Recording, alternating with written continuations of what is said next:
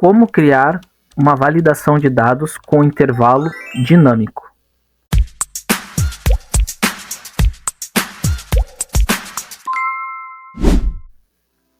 Fala pessoal, Eduardo da Planiconte aqui, e nesse vídeo eu vou te ensinar como você vai fazer uma validação de dados com intervalo dinâmico.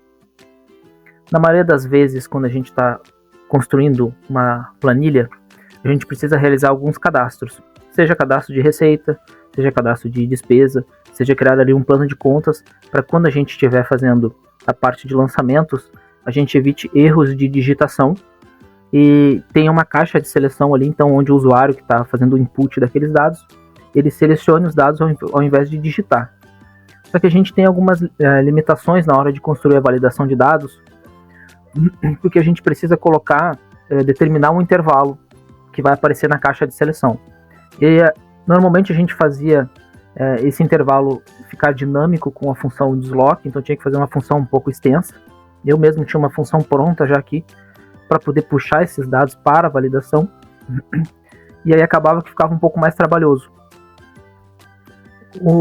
A maneira usual é a gente definir um intervalo, então a gente vem aqui, pega, seleciona tudo e coloca lá na validação. O problema é que quando o usuário extrapola esse intervalo que a gente colocou, ele já não aparece na seleção. Vou te mostrar mais ou menos um exemplo aqui. Ó, nesse caso aqui das despesas, o intervalo está fixo. Então está aparecendo até o 6 aqui, que é o que a gente está vendo aqui, e eu defini até aqui, que seria acho que o 10, se eu não me engano. Então, ó, imagina que o usuário vem aqui, começa a imputar aqui, vem aqui até o 10. Legal, determinei esse intervalo fixo, apareceu aqui até o 10, tudo bem. Mas quando o usuário continua colocando aqui, cadastrando, ele acaba ficando só no 10, porque o intervalo que eu coloquei é até o 10. Normalmente a gente colocava um intervalo enorme aqui, de sei lá, 5.000 lançamentos. Mas mesmo assim, imagina que, sei lá, eu quero deixar esse material por um bom tempo e vai extrapolar. Então alguém tem que vir aqui e fazer o ajuste. Então o que eu quero que aconteça? Para que a pessoa não tenha que ficar ajustando a planilha o tempo inteiro, eu quero que esse intervalo seja dinâmico. Então conforme eu vá alimentando aqui, ele vai aumentando automaticamente aqui na caixa de seleção.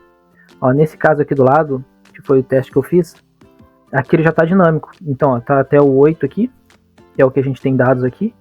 Mas se continuar imputando aqui, ó, vou botar bastante aqui, não importa quantos vão. Quando você vem aqui em receitas, ele continuou colocando todos automaticamente aqui, ó. Então, ó, tá até o 36, que é até aqui. E se eu vier com a validação aqui normal, que é o que a gente costuma fazer, ó, coloquei até o 36 aqui, ó, não tem, ele ficou setado aqui até o 10, que foi o intervalo que eu coloquei. Ou seja, eu quero que esse intervalo seja dinâmico. Porque mesmo que eu tenha definido até aqui, até a linha 42, imagina que, sei lá, eu quero deixar infinito aqui, eu quero que quantas vezes for necessário ir colocando aqui, vá aparecendo na minha caixa de seleção. Ó, não importa quantas tem aqui, ó.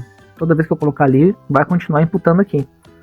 Porque senão, toda hora teria que ser feito ajustes. Imagina que eu venho aqui, extrapolo o limite, aí tem que vir aqui, alterar a validação. Aí daqui a pouco, imagina se fosse uma planilha um pouco mais extensa, isso demoraria muito tempo. Então eu vou te mostrar como você vai deixar esse intervalo dinâmico agora, nesse exemplo aqui do lado que eu deixei. Beleza.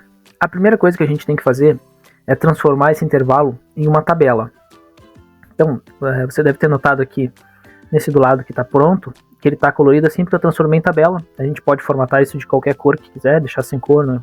A parte da formatação e do design agora não é importante, mas só para vocês saberem, né? Se está nesse formato aqui foi porque eu acabei deixando como tabela. Ó, se clicar aqui vai ver que já aparece aqui em cima, ó, design da tabela, que esse intervalo está como tabela.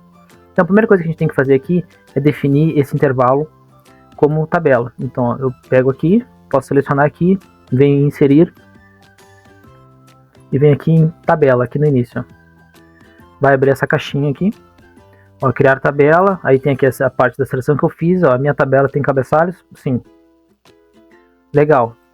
Já é uma tabela isso aqui. O ideal é a gente nomear as tabelas. Poderia deixar aqui no canto superior esquerdo, né? Poderia deixar a tabela 1? Poderia, mas é sempre bom renomear, né? Então vou botar aqui, e deixar uma palavra também só, tá? Por questão de boas práticas, não vamos falar desse assunto agora nesse vídeo, eu posso fazer outro vídeo sobre isso, mas de maneira geral é assim que a gente faz. Porque facilita depois na hora de procurar, enfim. Então, ó, pronto, a minha tabela aqui é a CAT Receitas. Não, melhor, vou trocar, vou deixar CAT Receitas. Vai ser o nome da coluna, não pode ser o nome da tabela. Deixa eu trocar aqui, vou botar... Vamos lá. Então aqui agora já está renomeado, né? Tabela Receitas. E o nome da coluna CAT Receitas. Beleza. Agora vem a parte da validação de dados. Para fazer esse intervalo dinâmico, nós vamos usar a função indireto. Tá? Resumidamente, posso fazer um outro vídeo também para explicar um pouco mais da função indireta, mas ele vai pegar um ponto ali na tua planilha e vai transformar aquilo numa referência. Então, quando eu definir aqui essa célula, como quando eu colocar na função indireta, ele vai pegar esse intervalo, esse ponto aqui, vai transformar numa referência. Como a tabela expande automaticamente e não muda o nome, ou seja, tudo que eu ia expandindo continua dentro daquele nome, é como se ele nomeasse aquele intervalo. Então, não importa a extensão do intervalo que eu tenha, ele vai esticando o intervalo, e aí você consegue fazer essa validação dinâmica. Tá? Então, como é que nós vamos fazer? Nós vamos clicar aqui, vamos vir em dados, validação de dados. Aqui em permitir de qualquer valor a gente coloca lista. Aqui na fonte a gente coloca igual. Indireto. Abre parênteses. E aí, como o nome da tabela é um texto, no Excel texto, a gente tem que colocar entre aspas. Então, abre aspas. Coloca o nome que a gente deu lá, que é tabela receitas. E para referenciar a coluna, a gente pega o nome da coluna. Por isso que eu não botei o nome da coluna, o nome da tabela igual ao nome da coluna que estava aqui. Porque os nomes são separados. E aí, para fazer isso, a gente tem que abrir chaves. Pegar o nome ali, CAT Receitas. Fecha chaves. Fecha aspas. Fecha o parênteses. E dá um OK. E já está pronto. Ó, tem até o 5, que é onde tem aqui. Mas se eu continuar imputando, ó, o 6. Ó, vier aqui, já está aparecendo o 6 aqui. Se eu continuar colocando, ó, vou botar aqui até o 14.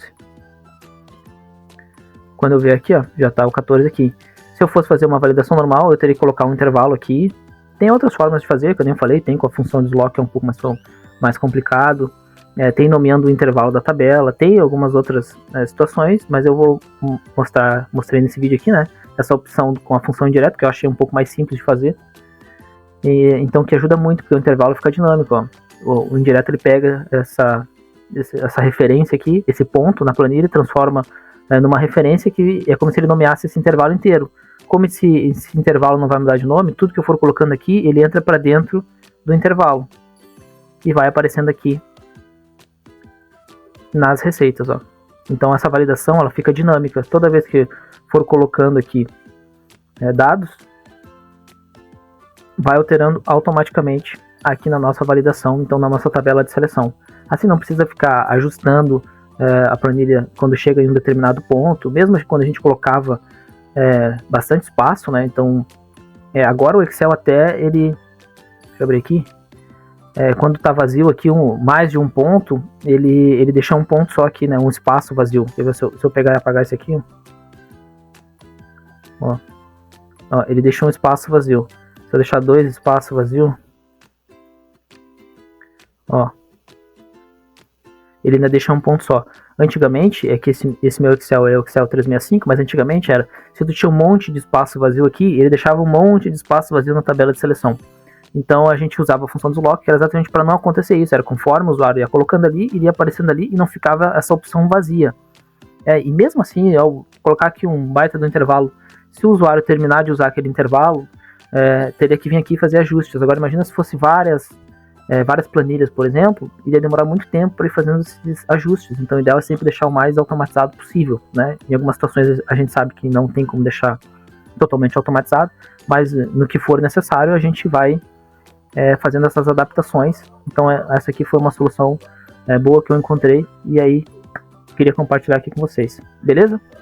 Se você gostou desse vídeo, já curte, já compartilha, marca alguém aqui que pode ser útil esse vídeo e já segue a gente aí para mais dicas, beleza? Até a próxima!